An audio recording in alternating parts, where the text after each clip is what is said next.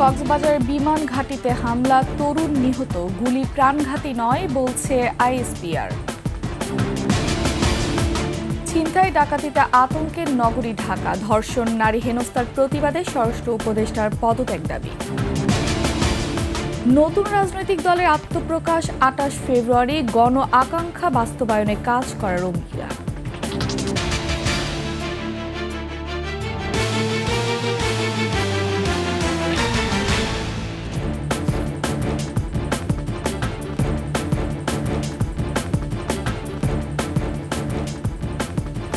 শুনছিলেন সংবাদ শিরোনাম। আমন্ত্রণ ২১শে সংবাদে, সাথে আছে আমি ফারহানা লোপা। দর্শক, ২১শে টেলিভিশনের সংবাদ একসাথে সরাসরি দেখতে পাবেন আমাদের ফেসবুক পেজ www.facebook.com/2124 অনলাইনে। এছাড়া সাবস্ক্রাইব করতে পারেন www.youtube.com/21 চ্যানেলে। কক্সবাজার বিমান ঘাঁটিতে অতর্কিত হামলা চালিয়েছে দুর্বৃত্তরা। স্থানীয় প্রশাসন জানায়, এ সময় শিহাব কবির নাহিদ নামের এক তরুণ নিহত হয়েছেন, আহত হন বেশ কয়েকজন। আন্তঃবাহিনী জনসংযোগ পরিদপ্তর আইএসপিআর বলছে, পাটকেল নিক্ষেপে আহত হয়েছেন বিমান বাহিনীর ৪ সদস্য। পরিস্থিতি নিয়ন্ত্রণে যে গুলি ছোড়া হয়েছে তা ফাঁকা গুলি, প্রাণঘাতী নয়। এছাড়া গুরুতর আহত শিহাবকে বিমান বাহিনীর গাড়িতেই হাসপাতালে নেওয়া হয়। কক্সবাজার প্রতিনিধি আব্দুল আজিজের তথ্য ছবিতে ডেস্ক রিপোর্ট। দুপুরে বিমানবন্দর সম্প্রসারণে ভূমি অধিগ্রহণের জন্য এলাকাবাসীকে অন্যত্র সরিয়ে নিতে জেলা প্রশাসন কার্যালয়ে বিমান বাহিনী কর্মকর্তা এবং স্থানীয় প্রতিনিধিদের সাথে পূর্ব নির্ধারিত বৈঠকের জন্য বেলা ১২টার দিকে সমিতিপাড়ায় বাসিন্দা জাহিদ সহ আরও কয়েকজন জেলা প্রশাসন কার্যালয়ে রওনা দেয়। এ সময় কাগজপত্র না থাকায় মোটরসাইকেল আরোহী জাহিদকে বিমান বাহিনীর চেকপোস্টে থামানো হয়। এক পর্যায়ে বিমান বাহিনীর সদস্য ও জাহিদ তর্কে জড়ায়। পরে এলাকাবাসী জড়ো হয়ে সংঘর্ষে জড়ায়। বিমান বাহিনীর নির্মাণাধীন ঘাঁটি ও সদস্যদের উপর ইটপাটকেল নিক্ষেপ শুরু করে।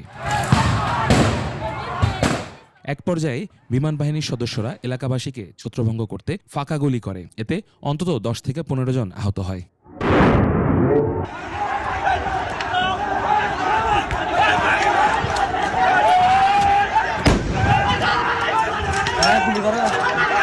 তারা ধীরে ধীরে মানুষের জনবসতিগুলো দখল করে নিজেদের ঘাঁটি বানাচ্ছে।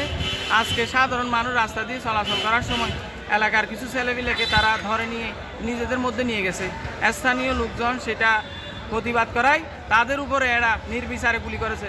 আহত শিহাব কবির নাহিদকে হাসপাতালে নিয়ে গেলে কর্তব্যরত চিকিৎসক মৃত ঘোষণা করেন। এটা জবাব তুমি মানিয়ে দিতে হবে, কেন দেশের নাগরিককে হত্যা করে। ওরা এখানে আবার চিকিৎসা করতে আসছে, ওরাই মর্গে ফেলে দিছে। যদি ওরা একটা প্রাইভেট হসপিটাল নিয়ে যেত, আমার হাজবেন্ড আজকে বেঁচে থাকতো। বিমান বাহিনী আইএসপিআর জানায়, বিমান বাহিনী ঘাঁটি কক্সবাজার সংলগ্ন সমিতি পাড়ায় কিছু দুর্বৃত্ত বিমান বাহিনী ঘাঁটি কক্সবাজারের উপর অতর্কিত হামলা চালায়। এক পর্যায়ে ঝোপঝাড়ে আগুন দেওয়ার চেষ্টা করা হয়।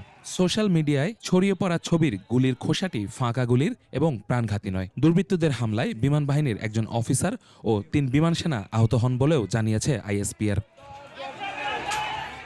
ইউসুফ হাসান নাইম, ২১শে টেলিভিশন। এখন এক আতঙ্কের নগরী রাতের ঢাকা। শুধু রাত নয়, রেহাই নেই দিনের আলোতেও। পরিস্থিতি এমন, নগরবাসীকে আশ্বস্ত করতে রোববার রাত ৩টায় নিজ বাসায় সংবাদ সম্মেলন ডাকতে বাধ্য হন স্বরাষ্ট্র উপদেষ্টা।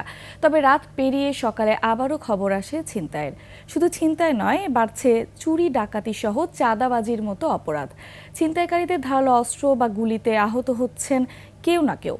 এসব নিয়ে রাজধানীবাসীর মধ্যে দানা বেঁধেছে আতঙ্ক আর চরম ক্ষোভ। বাকিটা থাকছে দীপু শিকদার রিপোর্টে। সোমবার সকালে আবারও ছিনতাইয়ের চেষ্টা বাসাবো এলাকায়, কিন্তু এবার ছিনতাইকারীকে প্রতিরোধ করে সাধারণ মানুষ। এর ৬ ঘন্টা আগে রাত ২টার দিকে মান্ডা গ্রিন টাউন এলাকায় ৩ ছিনতাইকারীকে পাকড়াও করে জনতা, আর তার ভিডিও ছড়িয়ে পড়ে নেট দুনিয়ায়। আর রোববার রাতেই ঘটে বনশ্রীর আলোচিত ছিনতাই। মোটরসাইকেলে গিয়ে বাসার সামনে রাত 10:30টার দিকে স্বর্ণ ব্যবসায়ী আনোয়ারকে কুপিয়ে ও গুলি করে ২০০ ভরি স্বর্ণ ও ১ লাখ টাকা ছিনতাই করে। সোমবার থানা পুলিশের পাশাপাশি ঘটনাস্থল পরিদর্শন করেছেন ডিবিআর, পিবিআই এর সদস্যরা, কিন্তু ছিনতাইকারী এখনো অধরা। এই ঘটনায় ক্ষোভে ফুঁসছেন আহত স্বর্ণ ব্যবসায়ী আনোয়ারের পরিবার। আমার 4টা গুলি খাওয়ার পরে এইখানে দাঁড়ানো, আমি কিছু করতে পারি না, আমার চোখের সামনে আমার এখানে দাঁড়ায় আমারে বলে তুমি গেটটা খোলো না কেন, আমি তো দেখতেছি এইদিকে, আমার কথা তুমি গেটটা খোলো না, গেটটা খোলো। এটা সঠিক তদন্ত করলে আসলে আসামি ধরা খাইবে, বুঝছেন, যেহেতু সিসি ক্যামেরা প্রত্যেকটা রোডে আছে, প্রত্যেকটা বাড়িতে আছে। আতঙ্কের কথা জানালেন এলাকাবাসী। গত এক সপ্তাহ হলো যুবদলের একজন খুন হয়েছে এখানে, প্রায় সময় ছিনতাই হয়, প্রায় সময় ডাকাতি হচ্ছে। সন্ধ্যা হওয়ার পর কেন আমরা আতঙ্কে থাকবো? আমরা সরকারের কাছে, এই তত্ত্বাবধায়ক সরকারের কাছে আবেদন থাকবো যে আইন শৃঙ্খলা যে তাড়াতাড়ি উন্নত দিকে যায়। আর মোহাম্মদপুর এলাকায় যেন পিছু ছাড়ছে না ছিনতাইয়ের ঘটনা। রোববার রাতেও সেখানে ছিনতাইয়ের ঘটনা ঘটে। একটি ভিডিওতে দেখা যায় এক নারীর সব ছিনিয়ে নিচ্ছে দুর্বৃত্তরা। তেজগাঁও বিভাগের ডিসি বলছেন, অপরাধ নিয়ন্ত্রণে সর্বাত্মক চেষ্টা চলছে। মোহাম্মদপুরটি একটি শহর, এরপরে গ্রাম, উপশহর এরকম বেষ্টিত একটি থানা। তো সেখানে যখন আমরা শহর কেন্দ্রিক কিংবা গ্রাম কেন্দ্রিক, উপশহর কেন্দ্রিক অভিযানগুলো চালাই, এই ছিনতাইকারী কিংবা অপরাধী যারা রয়েছে তারা কিন্তু নদী পার হয়ে ওদিকে চলে যায়। পরবর্তীতে আবার যখন দেখা যায় যে আমরা শহর কেন্দ্রিক অভিযান করি, আবার তারা গ্রামে চলে আসে। সম্প্রতি মিরপুরে ছিনতাই ও চুরির বেশ কিছু অভিযোগ পাওয়া গেছে। এর মধ্যে একই রাতে 4টি দোকানে চুরির ঘটনা আলোচনায় আসে। তারপরও মিরপুর বিভাগের ডিসি জানান, অপরাধীদের কোনো ছাড় নয়। আমরা কিন্তু অনেকগুলো চুরি ডিটেক্টও করেছি। তো সাম্প্রতিক সময়ে যে 2-3টা চুরি হয়েছে সেগুলোতে আমরা কাজ করছি, অতি দ্রুত আশা করি ইনশাল্লাহ আমরা এগুলো আইডেন্টিফাই করে। ডিএমপির দেয়া তথ্য অনুযায়ী ঢাকা শহরে শুধু জানুয়ারি মাসেই 54টি ছিনতাইয়ের ঘটনা ঘটেছে, আর মোট 719 জন ছিনতাইকারীকে গ্রেফতার করা হয়েছে। এদিকে রোববার গভীর রাতের প্রেস ব্রিফিংয়ে স্বরাষ্ট্র উপদেষ্টা অপরাধীদের ঘুম হারাম করে দেওয়ার কথা বলেছেন। এই আওয়ামী দোসরদের আমরা কোনো অবস্থায় ছাড় দিব না। তাদের কাছে প্রচুর টাকা আছে, এই টাকা তারা বিভিন্ন জনের মধ্যে বিভিন্নভাবে ছড়াচ্ছে এবং দেশে একটা অস্থিতিশীল পরিস্থিতি চেষ্টা করতেছে। যারা এই কাজগুলি করতেছে তাদের আমি ঘুম হারাম করে দিব। সত্যি অপরাধীদের ঘুম যেন হারাম হয় আর নিশ্চিন্তে ঘুমাতে পারেন নগরবাসী। দীপু শিকদার, 21 টেলিভিশন, ঢাকা। দেশজুড়ে ধর্ষণ, খুন, ডাকাতির প্রতিবাদে স্বরাষ্ট্র উপদেষ্টার পদত্যাগ দাবি করে সচিবালয়ের সামনে অবস্থান নেন ঢাকা বিশ্ববিদ্যালয় সহ দেশের বিভিন্ন শিক্ষা প্রতিষ্ঠানের শিক্ষার্থীরা। মিছিল নিয়ে সচিবালয়ের দিকে যাওয়ার চেষ্টা করলে আন্দোলনকারীদের আটকে দেয় পুলিশ। তবে দাবি না মানা পর্যন্ত আন্দোলন চালিয়ে যাওয়ার ঘোষণা দেন বিক্ষুব্ধরা। বিস্তারিত জানাচ্ছেন তানজিলা তাসনিম।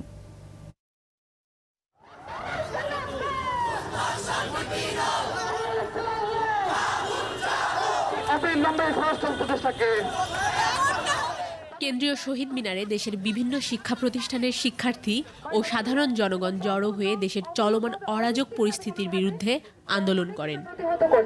আন্দোলনকারীদের দাবি, ধর্ষণ, খুন সহ অস্থির পরিস্থিতি নিয়ন্ত্রণে ব্যর্থ স্বরাষ্ট্র উপদেষ্টার পদত্যাগ। আগে যেটা দেখা যেত ছাত্রলীগ করতেছে, সেটা এখন অন্য কেউ একজন করতেছে। গণহারে যেভাবে দর্শনের মতো ঘটনা হচ্ছে, সংগঠিত হচ্ছে, আমি এটা মনে করি সম্পূর্ণ হচ্ছে আইন শৃঙ্খলার অবনতি। ছিনতাই হচ্ছে, ডাকাতি হচ্ছে, ইভেন গোলাগুলি পর্যন্ত হচ্ছে। নারীর নিরাপত্তার প্রশ্নে বা আমাদের সাধারণ জনগণের নিরাপত্তার প্রশ্নে আমি আসলে একজন মানুষ দায়িত্ব নিয়ে বসে আছি, কিন্তু আমি সেই দায়িত্ব পালনে ব্যর্থ।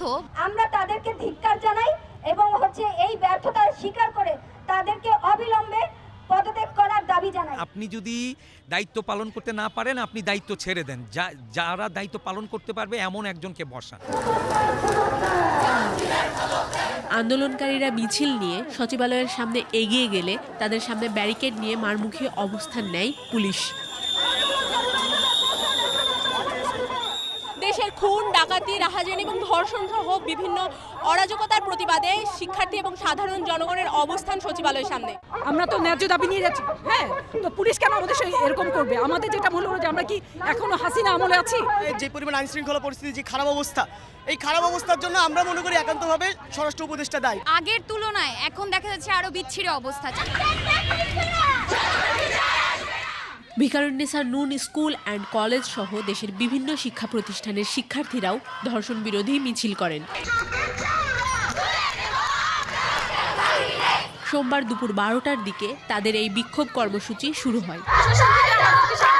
ব্যাপারে আমাদেরকে অস্ত্রটা বৈধ করে আমরা নিজেরাই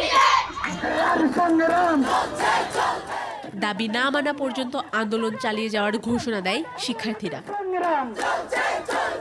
তানজিলা তাসনিম, 21 টেলিভিশন, ঢাকা। বৈষম্য বিরোধী ছাত্র আন্দোলন ও জাতীয় নাগরিক কমিটির সমন্বয়ে 28 ফেব্রুয়ারি নতুন দলের আত্মপ্রকাশ হতে যাচ্ছে। সাধারণ মানুষের গণ আকাঙ্ক্ষা বাস্তবায়নে এই দলটি কাজ করবে বলে জানায় বৈষম্য বিরোধী ছাত্র আন্দোলন ও নাগরিক কমিটির নেতারা। মানিক শিকদার রিপোর্ট। জাতীয় নাগরিক কমিটির কেন্দ্রীয় কার্যালয়ে জরুরি সংবাদ সম্মেলনে নতুন দলের আত্মপ্রকাশের দিন তারিখ জানান বৈষম্য বিরোধী ছাত্র আন্দোলন ও জাতীয় নাগরিক কমিটির নেতৃবৃন্দরা। প্রায় 2 লাখ মানুষের মতামতের ভিত্তিতে দলের নাম ও প্রতীক ঠিক করা হবে বলে জানান জাতীয় নাগরিক কমিটির সদস্য সচিব। আমরা এই নামগুলো পর্যালোচনা করছি এবং আমরা আমাদের আত্মপ্রকাশের আগেই আমরা আশাবাদী যে আমরা আপনাদেরকে ঠিক কোন নামটা আমরা গ্রহণ করছি সে নামটা আপনাদেরকে জানাতে পারবো। দুর্নীতি প্রতিরোধ, বেকার সমস্যা নিরসন, সুশাসন প্রতিষ্ঠা, রাষ্ট্রীয় সেবার মান উন্নয়নের পাশাপাশি দেশের সামগ্রিক উন্নয়নে কাজ করবে এই দল। এই রাজনৈতিক দলটি ইতিহাসের সৃষ্টি, ঐতিহাসিক দায় থেকে জন্ম হচ্ছে। মুখ্য সংগঠক সার্জিস আলম বলেন, 28 ফেব্রুয়ারি নতুন ইতিহাসের সাক্ষী হবে বাংলাদেশ। আগামী 28 ফেব্রুয়ারি বিকাল 3টায় জাতীয় সংসদ প্রাঙ্গণ সংলগ্ন মানিক মিয়া এভিনিউতে আমরা আমাদের এই নতুন রাজনৈতিক দলের আত্মপ্রকাশ করতে যাচ্ছি। সেদিনই দলের প্রতীক ও নাম আনুষ্ঠানিকভাবে জানানো হবে। বাংলাদেশের মানুষের স্বার্থ বাংলাদেশের স্বার্থ প্রাধান্য পাবে। মানিক শিকদার, 21 টেলিভিশন, ঢাকা। বাংলাদেশের সঙ্গে সম্পর্ক কেমন হবে সে সিদ্ধান্ত ভারতকেই নিতে হবে। দেশটির পররাষ্ট্রমন্ত্রী জয়শঙ্করের বক্তব্যের পাল্টা জবাব এভাবেই দিয়েছেন পররাষ্ট্র উপদেষ্টা তৌহিদ হোসেন। ভারতের আতিথেয়তা থেকে শেখ হাসিনার দেয়া বক্তব্যের সম্পর্ক অবনতি হচ্ছে বলে উল্লেখ করেন উপদেষ্টা। বিস্তারিত আকবর হোসেন সুমনের রিপোর্টে। পররাষ্ট্র মন্ত্রণালয় সাংবাদিকদের সঙ্গে আলাপে ভারতের সঙ্গে সম্পর্ক নিয়ে কথা বলেন উপদেষ্টা তৌহিদ হোসেন। আমাদের প্রাক্তন প্রধানমন্ত্রী যে ওখানে ভারতীয় আতিথেয়তা থেকে যে বিভিন্ন কথাবার্তা বলছেন, এগুলি তো আসলে ক্ষতিকর, সম্পর্কের জন্য ক্ষতিকর। ঠিক আছে, আমাদের অস্থিতিশীলতা বা এ ধরনের কিছুকে আমাদেরই সামাল দিতে হবে, কিন্তু ওনার বক্তব্য যে সেটাতে আগুনে ঘৃতাহুতি দিচ্ছে, এটা তো স্বীকৃত ব্যাপার, সবাই জানে এটা। সম্পর্কে টানা পড়েনে পাল্টা জবাব দেন উপদেষ্টা। অবশ্যই বাংলাদেশ সিদ্ধান্ত নেবে যে বাংলাদেশ ভারতের সাথে কেমন সম্পর্ক চায়, একইভাবে ভারতকে সিদ্ধান্ত নিতে হবে যে বাংলাদেশের সাথে তারা কেমন সম্পর্ক চায়। এটা দুই পক্ষেরই বিষয় এবং এটাতে এই বলাতে দোষের কিছু নেই। আমার তো মনে হয় যে আমাদের খুব স্পষ্ট সিদ্ধান্ত আছে ব্যাপারে যে আমরা ভারতের সাথে গুড ওয়ার্কিং রিলেশন, এই শব্দটা আমরা ব্যবহার করি, আমরা সেটা চাই এবং on the basis of mutual respect and reciprocal interest. ট্রাম্পের ভাষ্য অনুযায়ী $29 মিলিয়ন অর্থায়নের কোনো স্পষ্ট তথ্য নেই বলে জানান উপদেষ্টা। আমার কাছে কোনো স্পষ্ট তথ্য নেই যে কাকে টাকা দেওয়া হয়েছে এবং কে সেটা খরচ করেছে। এমনও সাজেশন আমি একটা পত্রিকাতে কোনো একটা রিপোর্টে দেখেছি যে এটা হয়তো মার্কিন যুক্তরাষ্ট্রেরই কোনো একটা প্রতিষ্ঠানকে হয়তো দেওয়া হয়েছে টাকাটা খরচ করার জন্য এখানে, আমরা এখনো জানি না। মার্চে জাতিসংঘ মহাসচিবের বাংলাদেশ সফরের বার্তা দেন পররাষ্ট্র উপদেষ্টা। উনি আসবেন, এটুকু আমি আপনাদেরকে বলতে পারি। আকবর হোসেন সুমন, 21 টেলিভিশন, ঢাকা। যারা জাতীয় নির্বাচনের আগে স্থানীয় সরকার নির্বাচন চায় তাদের উদ্দেশ্যে দেশকে আর ধ্বংসের দিকে ঠেলে না দেওয়ার অনুরোধ করেছেন বিএনপির মহাসচিব মির্জা ফখরুল ইসলাম আলমগীর। বর্তমান সরকারকে দেশের ছাত্র জনতা, রাজনৈতিক দলগুলো সবাই মিলেই ক্ষমতায় বসিয়েছে মন্তব্য করে মির্জা ফখরুল বলেন, প্রয়োজনীয় সংস্কার শেষে দ্রুত নির্বাচনের পরিবর্তে নতুন খেলা শুরু হয়েছে। শত্রুরা বিভিন্ন টোপ ফেলছে মন্তব্য করে বিএনপি মহাসচিব বলেন, সবাইকে সহযোগিতা করে দেশকে নির্বাচনের দিকে এগিয়ে নিয়ে যেতে হবে। সাভারের ধামরায়ে ঢাকা জেলা বিএনপির সমাবেশে এসব কথা বলেন মির্জা ফখরুল। যারা বলছেন দুই একটা দল যে স্থানীয় সরকার নির্বাচন আগে করতে হবে, তাদেরকে অনুরোধ করে বলতে চাই, দেশকে আর ধ্বংসের দিকে ঠেলে দেবেন না, দেশকে নৈরাজ্যের দিকে ঠেলে দেবেন না, এনার্কির দিকে ঠেলে দেবেন না। আজকে কিছু কিছু মানুষ তারা আপনার ওই ইউটিউবে এবং বিভিন্ন ফেসবুক বিভিন্ন মাধ্যমে সোশ্যাল মিডিয়াতে সামাজিক গণমাধ্যমে বিএনপির বিরুদ্ধে বিষোদ্গার করছে। আবরার ফাহাদ হত্যাকাণ্ডে মৃত্যুদণ্ডপ্রাপ্ত আসামি মুনতাসির আল জেমির পালিয়ে যাওয়ার ঘটনায় স্বরাষ্ট্র মন্ত্রণালয় ও জেল কর্তৃপক্ষ কোনোভাবেই দায় এড়াতে পারে না বলে মন্তব্য করেছেন বিক্ষুব্ধ বুয়েট শিক্ষার্থীরা। রাতে বুয়েট ক্যাম্পাস থেকে আবরার ফাহাদ হত্যাকাণ্ডের ফাঁসির দণ্ডপ্রাপ্ত আসামি জেমির জেল থেকে পলায়নের বিরুদ্ধে প্রতিবাদ মিছিল বের করেন তারা। পরে সেটি ঢাকা বিশ্ববিদ্যালয়ের রাজু ভাস্কর্যে এসে শেষ হয়। সংবাদ সম্মেলনে শিক্ষার্থীরা বলেন, অবিলম্বে পলাতক জেমিকে গ্রেফতার করতে হবে। পালানোর ঘটনায় কারা জড়িত তাদের শনাক্ত করতে হবে। এ সময় আবরার ফাহাদের ছোট ভাই আবরার ফায়াজ সরকারের দিকে প্রশ্ন তুলে বলেন, ফাঁসির দণ্ডপ্রাপ্ত আসামি জেমি আদৌ কি 6 আগস্ট পালিয়েছে নাকি পরে পালিয়েছে, সে বিষয়টি সরকারের পক্ষ থেকে জবাবদিহি করতে হবে।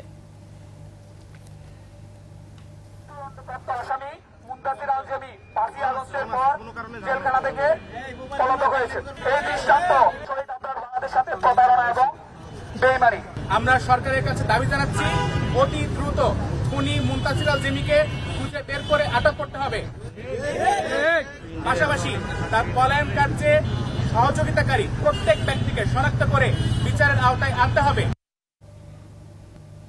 দর্শক, শেষ করছে 21 সংবাদ। যাবার আগে সংবাদ শিরোনামগুলো আরও একবার। কক্সবাজারের বিমান ঘাঁটিতে হামলা, তরুণ নিহত, গুলি প্রাণঘাতী নয় বলছে আইএসপিআর। ছিনতাই ডাকাতিতে আতঙ্কের নগরী ঢাকা, ধর্ষণ, নারী হেনস্থার প্রতিবাদে স্বরাষ্ট্র উপদেষ্টার পদত্যাগ দাবি। নতুন রাজনৈতিক দলে আত্মপ্রকাশ 28 ফেব্রুয়ারি, গণ আকাঙ্ক্ষা বাস্তবায়নে কাজ করার অঙ্গীকার।